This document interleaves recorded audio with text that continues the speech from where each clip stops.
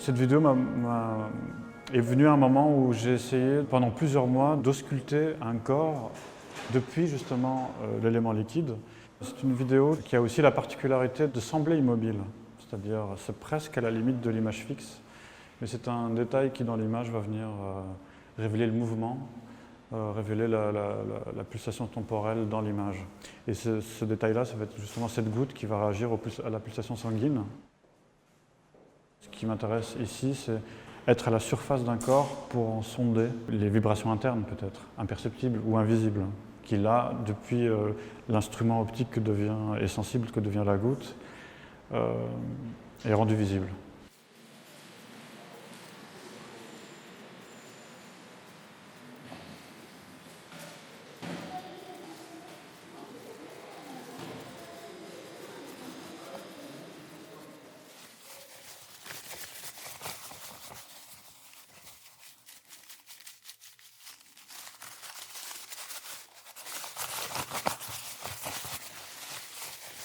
Pour moi, revers, c'est une sorte de développement à l'envers, en fait.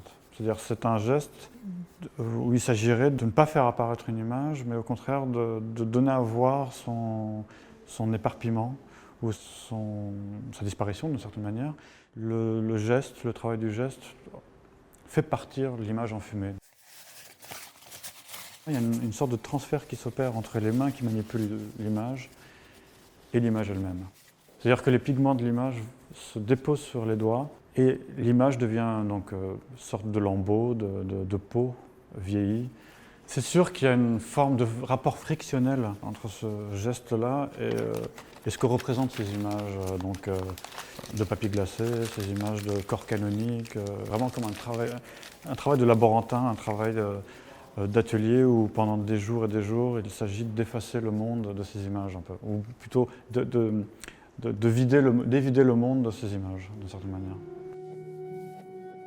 Et je me suis rendu compte, en y réfléchissant, que dans le travail, tout ce qui nous entoure peut, à un moment donné, il a la potentialité de devenir un instrument. Et d'une certaine manière, en fait, le fil, l'eau, la personne qui vient me parler pendant que je filme, une feuille de papier, elle peut être sortie de sa banalité pour devenir un activateur d'une attention, d'un regard, d'une temporalité aussi, d'une durée.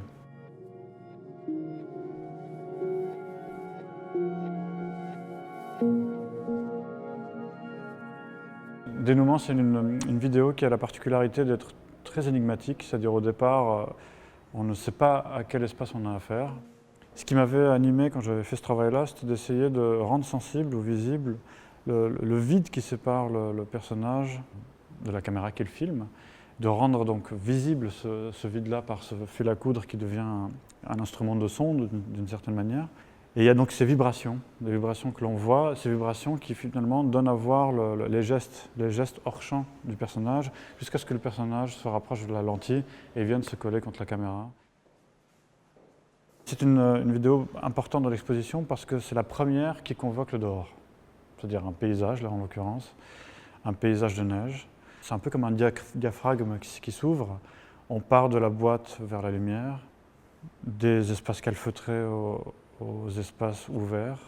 Plus on avance, plus on va vers la lumière, plus on va vers le blanc, plus on va vers le dehors, et plus on va vers le son aussi, avec les voix de foyer qui vont venir convoquer là, de façon très très sensible comme ça, le dehors agité.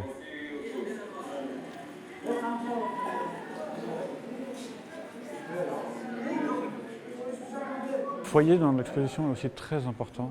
C'est un film qui est arrivé un peu par accident, c'est-à-dire qu'il est arrivé à un moment où j'essaie de faire un projet autour de la question de la lumière.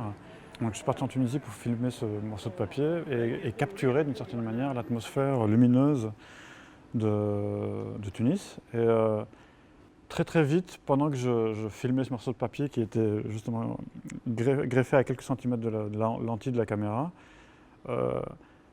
les gens venaient me voir en fait. Ils venaient me voir, me poser des questions, voir dans l'œilleton de la caméra, se demander ce que c'était cette chose.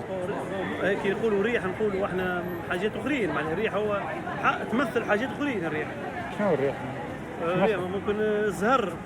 زهر هاي زهر. شانس تجي تكون لا شانس تكون لا ناتور تنجم تكون Au fur et à mesure, ils ont commencé à y projeter des choses, c'est-à-dire à projeter sur cette feuille de papier énormément de choses et d'une certaine manière à se faire du cinéma. Le film, c'est de lui-même, sans trop que ni que je le veuille, ni que je me rende compte, peuplé de ce qui l'entoure. Et il s'est impressionné un peu comme une pellicule vierge s'impressionne de la lumière qui l'entoure en fait. C'est-à-dire elle s'affecte de ce qui l'entoure et elle révèle quelque chose. Quand je travaille là-bas, ce qui m'active, je pense, c'est l'énergie atmosphérique. C'est l'énergie qui traverse l'espace, ces lumières, ces vents. Et Foyer, d'une certaine manière, est un instrument qui capte cette énergie.